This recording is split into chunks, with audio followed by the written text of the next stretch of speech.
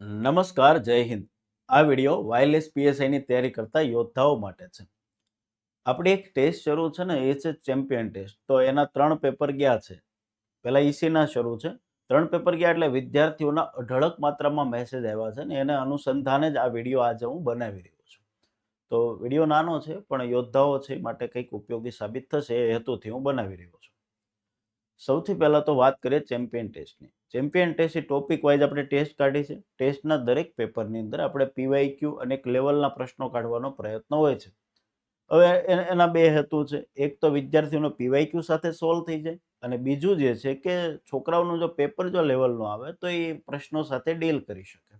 અને જેટલા પ્રશ્નો નથી આવડતી વ્યવસ્થિત એ ટોપિક સાથે ઉમેદવાર છે એ સ્વમૂલ્યાંકન કરી અને એ ટોપિક તૈયાર કરે. કારણ કે એક્ઝામને હજી 1 મહિનો આપણે બાકી છે. બીજી એક વાત કરીએ કે અત્યારે જે ટોપિક શરૂ છે એ સૌથી પહેલા ઈસીના છે ને પછી આઈટીના છે. કારણ કે આપણે ટોપિક વાઇઝ લઈએ છીએ 1 થી 11 મુદ્દા આપેલા છે. તો અત્યારે શરૂઆતના જે મુદ્દા ઈસીના છે અને પાછળ જે છે આઈટીના છે. તો સ્વાભાવિક ધોરણે જે આઈટીના ઉમેદવારો છે એને થોડીક ઈસીમાં સમસ્યા આવવાની છે. હવે વાત કરીએ કે વિદ્યાર્થીઓ જે પેપર આપ્યા છે એની વાત કરીએ. મિત્રો પેપર લેવલના આપ્યા છે. માનો કે આપણે જે પેપર આપ્યા છે 100 માર્ક્સના આપ્યા અને 1 કલાકનો સમય આપીએ છીએ છોકરાને.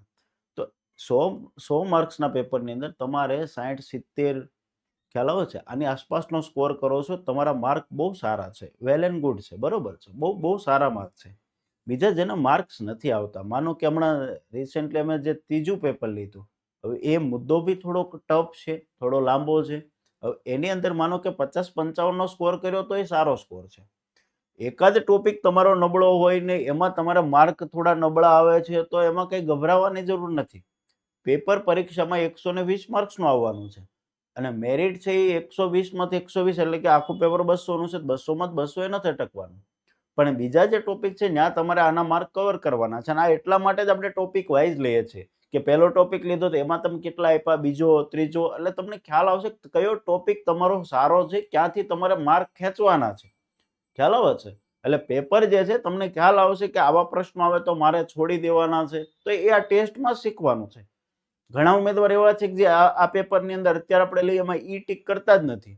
ખ્યાલ આવે છે? ધીમે ધીમે ઈ ટીક કરતા થશે એ લોકો. કારણ કે પરીક્ષામાં બધા પ્રશ્નો તમારે એટેમ્પ કરવાના જ નથી. પ્રશ્નો એટલા જ કરવાના જેટલા તમે પૂરેપૂરા તમને આવડે છે. ખ્યાલ આવે છે? તમે ઈ ટીક નહીં કરો તો ખોટા માઇનસ જશો અને 2-3 માર્કે જો તમારા માઇનસમાં ગયા અને મેરિટમાં જે ફેર પડી દોષ 2-3 માર્ક્સનો જ પડશે દોષ. ખ્યાલ આવે છે? એટલે મૂંઝાવાનું જરાય નથી. જે વિદ્યાર્થીને 30-40 માર્ક્સ આવે છે તો એને શીખવાનું છે. એને ખબર છે કે મારે 30-40 આવ્યા છે તો એ વિચારો કે આવતી ટેસ્ટની અંદર મારે 40-45 કે 50 પહોંચવું છે. એના પછીની ટેસ્ટ છે મારે 50-55 પહોંચવું. એવું ક્યારેય ચમત્કાર નથી થઈ જવાનો કે તમારે 30 માર્ક્સ હોય ને આવતી ટેસ્ટમાં સીધા 90 થઈ જાય. એવો ચમત્કાર ક્યારેય નથી થવાનો દોસ્ત. ખ્યાલ આવે છે? પ્લસ બીજાના માર્ક જોઈને તમે ખોટા નિરાશ ન થાવ કે હું પાછળ રહી ગયો છું તો હું પાછળ રહી ગઈ છું. ખ્યાલ આવે છે? ઘણી બહેનો બી મેરિડ બહેનો એવી છે કે જે ફોન મેસેજ કરતી હોય છે કે સર એટલા સમયથી પ્રિપરેશન કરો, આની પછી મારે બીજો કોઈ વિકલ્પ જ નથી. તમે વિકલ્પની ચિંતા ન કરો દોસ્તો. બેક ટુ બેક બીજી ભરતી આવવાની છે. એટલે આ તમારી તૈયારી છે એ એળે નથી જવાની. પણ આ પરીક્ષામાં જ મારે સફળતા મેળવવી છે તો એ આયોજનથી થશે, નહીં કે ગભરાઈ જવાથી. તમે ગભરાઈ જશો ને તો એનું શું થાય છે ખબર છે? એનું રિએક્શન એ આવશે કે તમે જે તૈયારી કરીશ ને એ બી ઇરેઝ થવા મળશે, એ બી અહીંથી જવા મળશે. જ્યારે પરીક્ષામાં પ્રશ્ન તમને આમાં એવું થાય, ઘણા ઉમેદવારોને એવા ફોન આવે કે સાહેબ મેં તૈયારી કરી, મને આવડે છે, પ્રશ્ન જોતા એવું લાગે છે કે આ મને આવડે છે, પણ હું ઉતાવળ કરી બેસું છું અથવા જ્યારે પ્રશ્ન સોલ્વ કરવા બેસું ને ત્યારે ખ્યાલ નથી આવતો કે આમાં મારે કયો ઓપ્શન ટિક કરવો જોઈએ. તો આ એક ગભરામણનો બધું જે છે ને એના લીધે આ થાય છે દોસ્ત. એટલે તમે માઇન્ડ ઉપર પ્રેશર જરાય ન રહો, રિલેક્સ રહેવાનું છે, બરાબર? કુછ ન હોગા તો તજુર્બા જરૂર હોગા. એના જેવું છે કે કાંઈ નહીં તો અનુભવ થવાનો છે દોસ્ત. એટલે મગજને એકદમ રિલેક્સ રાખો. બીજાના માર્કની ચિંતા ન કરો દોસ્ત. જે દિવસે આપણે 21 જૂને પેપર દેવા જઈએ ત્યાં ડંકો વગાડવાનો છે. અમે એવાય છોકરા જોયા છે કે જે અહીંયા સારા માર્ક લાવતા હોય પણ પરીક્ષા દેવા ગયા હોય ત્યાં કંઈક સિલી મિસ્ટેક કરીને રહી ગયા હોય. અહીંયા જેને નબળા માર્ક આવે એ છોકરા પાસ થઈને આવ્યા છે. ખ્યાલ આવે છે? એનો મતલબ એવો નથી. અને જેને સારા માર્ક આવે છે એને ઈ વે પકડી રાખવાનો છે. તમે 80-90 લાવો છો, 70-80-90, તો એ વે પકડી રાખવાનું છે હરેક પેપરની અંદર. એટલે પ્રિપેરેશન છે એ ધ બેસ્ટ કરો, પૂરતો સમય આપો, માઇન્ડ જે છે એકદમ ફ્રેશ રાખીને પ્રિપેરેશન કરો. ખોટું બોધરેશન જરાય ન લો. બરોબર છે. જ્યારે તમને એમ થાય કોઈ રસ્તો નથી, કાંઈ ખૂજતું નથી, તો એ પર્સનલી મેસેજ કરો. હું વાત કરીશ તમારી જોડે. નિશ્ચિંત રહેવાનું. તમે ઘણા ઉમેદવાર તો એવા 5-5, 7-7 વર્ષનો ગેપ પડ્યો ને પછી તૈયારી કરે છે.